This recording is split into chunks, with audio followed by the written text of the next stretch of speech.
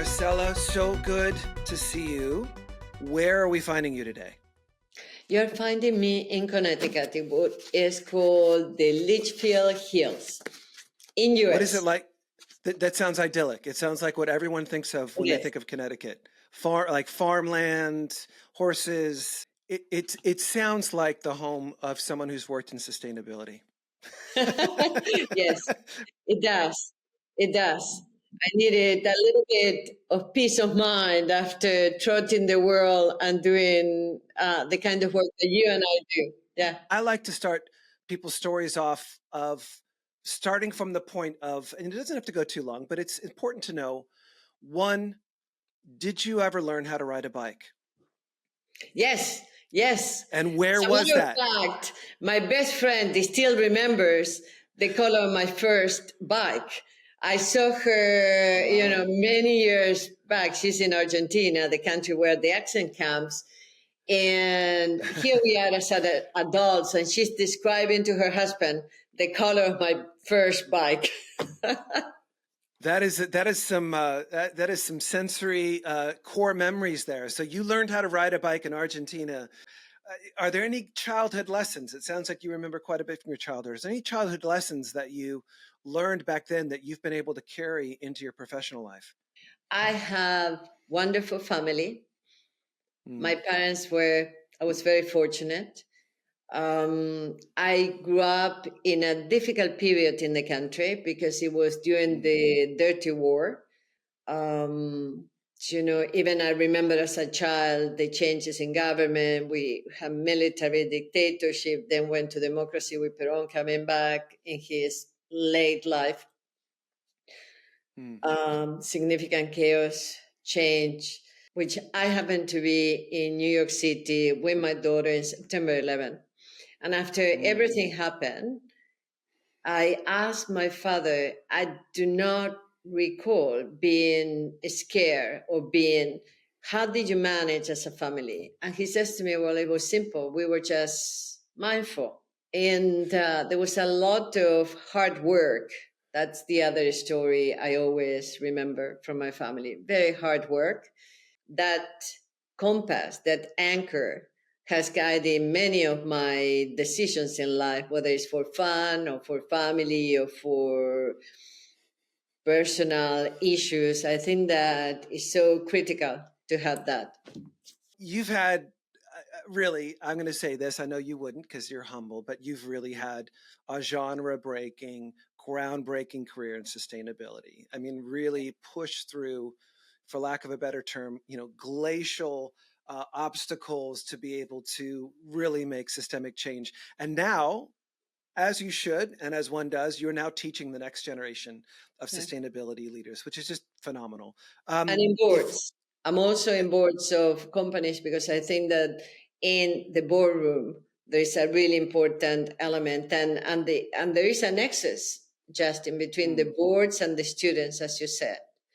Tell me more about that. Well, the nexus is, we and your work, my work has advanced the issues to certain, to certain level. And as you said, the legacy, what I consider my legacy is to have students and young professionals to run with it to the next level. But we have an opportunity as seasoned professionals who go into the boards to bring those voices in. And this is not about shadowing and doing all those things. It's about really saying that it matters, that this transformation of business is an important, almost universally agreed upon principle of where the younger generation wants to be. And there has been so many ups and downs, and there's so many pressures, and it hasn't been cohesive or cooperative kind of movement because you have such a discord of realities across the world. But we'll have to come together because at a certain point, there's no other way.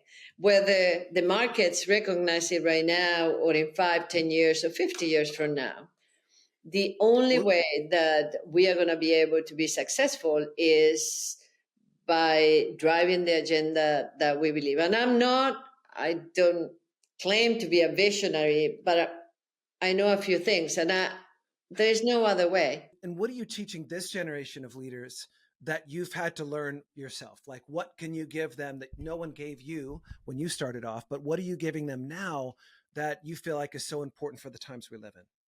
So when I started teaching this course, I put it together. They gave me a syllabus, which was great, but it wasn't what I wanted. It was the first Mm-hmm. time we taught the class. And I said, this is not me. I can't. And they said to me, why? And I said, because this is more about measuring and auditing. And not that that is not important. It's super important. It's a tool in the tool set. But if I'm going to teach this, I want the students to do what I did, to dream it up. And I'm not suggesting they just come like Robin Hood into a corporation. They need to bring people together. They need to understand how you advance together. You can go Sure. fast alone, the typical line. You can go Yeah. fast alone, but you can go much further together. So what we did, and I was encouraged to have this freedom when I put the syllabi of the course, was to say, okay, let us think about the different elements of business transformation. Because if you want to have this career, if you want to have an impact, then it's not about having goals or a program here or the other. All that is really important, but it's about living it every day. And how do you Mm. convince the others that in every single decision that they make and you make, you are really impacting the goal and the vision? I think that what I want the students also to challenge themselves. If they want to be in business, you need to put in the ESG, you need to put another E, that is economic sustainability, right?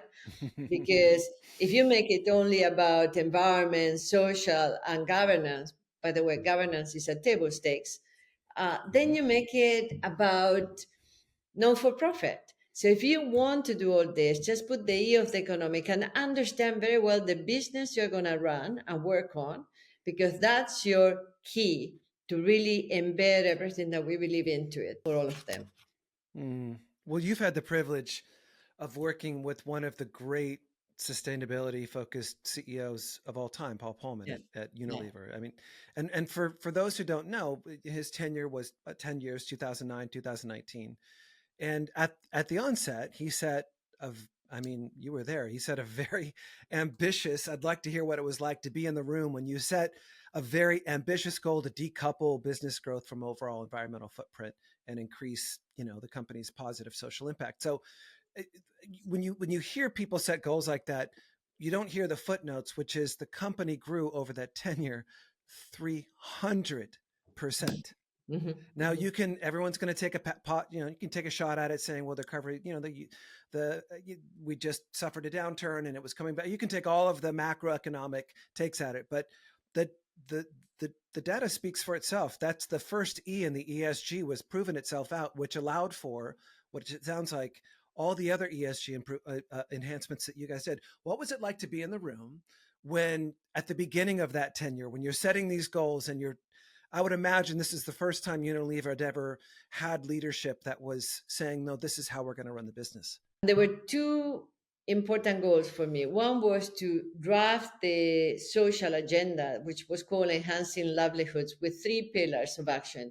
One was, the human rights agenda, which Mm-hmm. it tackles supply chains and what we are talking today. Everything tackles supply chain, right? Yeah, The agreed. second Agreed. was, women's empowerment. Women's at the time, the Women Agenda 2013, still we haven't had the crisis, the Me Too campaign, etc. Uh-huh. And there I talk about the rights, the skills to succeed, and the opportunities.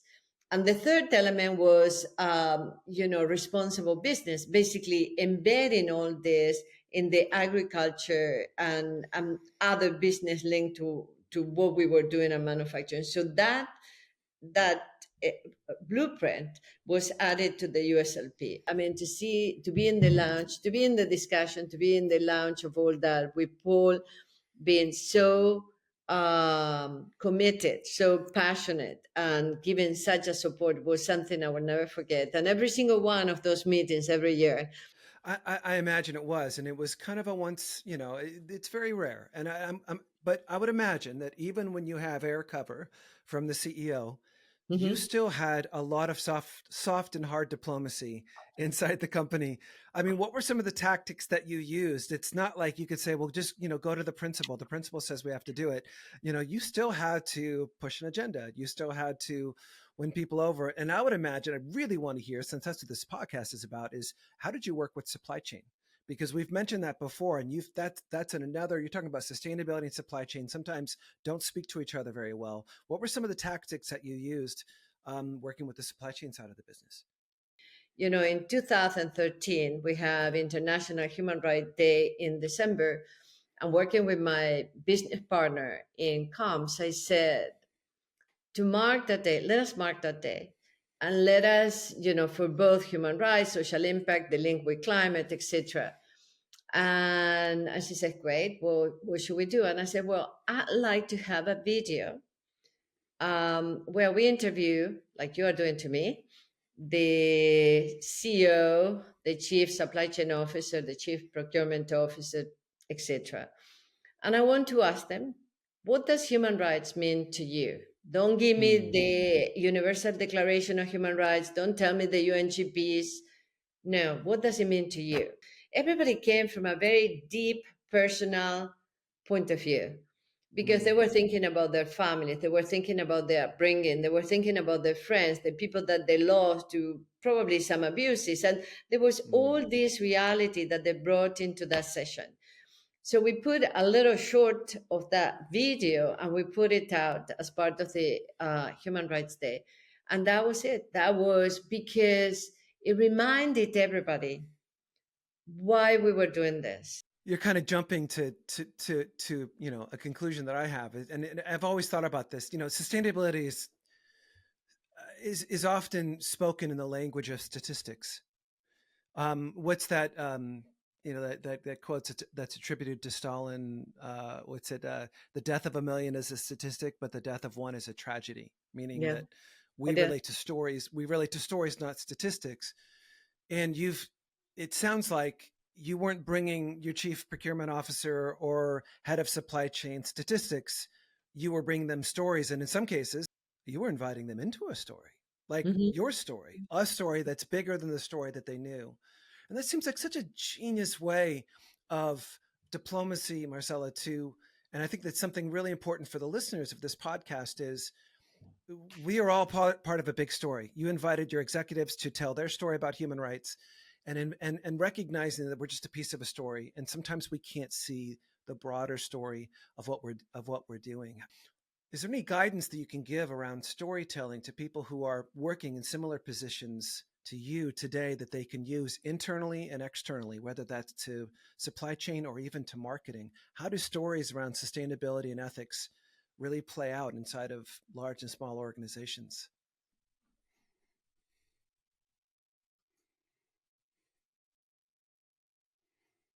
That we were interacting with them and with procurement. And one of the areas where we saw significant problems was salt pans, particularly in India. If you think about salt, it's a commodity. It has very little value. I mean, it's not like Yeah. gold or oil, or it has little value, but it's critical to the diet in many parts of the world. Too much salt is not good, but salt is needed. Yep. And in India, the conditions in the salt pans were very, very difficult. So we did an assessment, came out with these issues. We worked with the head of procurement at the time, and working with the person who was leading procurement, he committed to look into that. But then, they realized there was so much, particularly in health and safety issues that needed to be done, that the cost of the commodity, even if we subsidize it, we're not going to be sustainable for others, for the whole industry and the market. And we continue pressing and says, look, you cannot continue. Knowing what you know, we need to find a solution.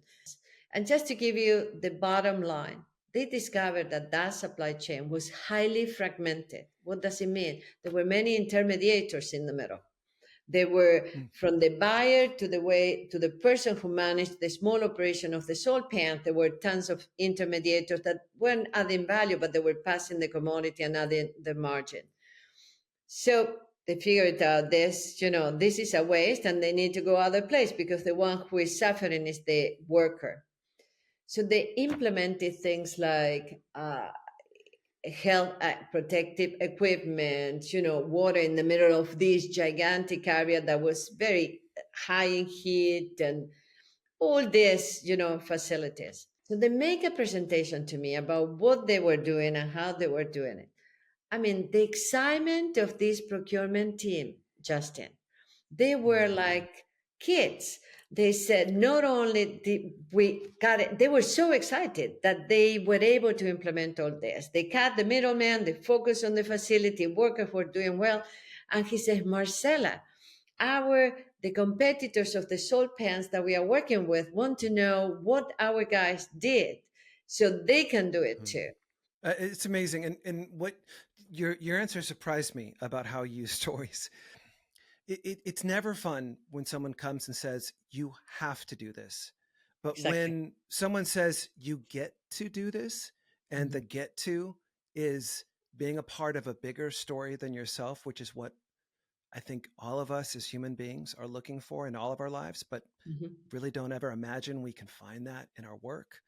But that seems to be what working on these issues is. When you talk about story and statistics, the stories lead the statistics because you get to bring, through your Jedi mind tricks internally, you're able to bring people into bigger stories. And that is so, it's so beautiful. I've got one last question for you. Okay. Um, for this next generation of responsible supply chain practitioners operating under these regulations, I Mhm. mean, do you have any guidance for them? Because their job is a little bit different. They now have a compliance job, and there's a danger when everything's about compliance and not responsibility. There's a danger to check boxes. What advice would you give to help these practitioners not just check boxes, but to actually, as you were saying, really create systemic change inside the organization? So I have two or three points of advice. One, for anybody working and wanting to be in business, know the business. You cannot transform if you don't know the business. Even if you are very, very highly motivated by value transformation, you need to know the business. If you don't Hmm. know the business, you won't be able to embed, you won't be able to transform. Secondly, is I said it already, don't point fingers, it starts with you. I personally do not wake up every day and said, today I'm going to do less harm in the world. Shouldn't the dream will be the flip side, what good looks like? And be clear Mm. about what good looks like and start working backwards what kind of practices you need. People, students, our legacy, I'm rooting for them. I mean, it's Oh, their place, it's their world, it's their planet. well, you have done a phenomenal job, and you're not done. I don't care what you say or think. You've got so much more to do, and I love that you're continuing to invest. Well, Marcela, thank you so much for doing this. This is so great, and you're helping so many people. And I, for one, you've helped me an enormous amount and inspired me so much. So I appreciate you coming on.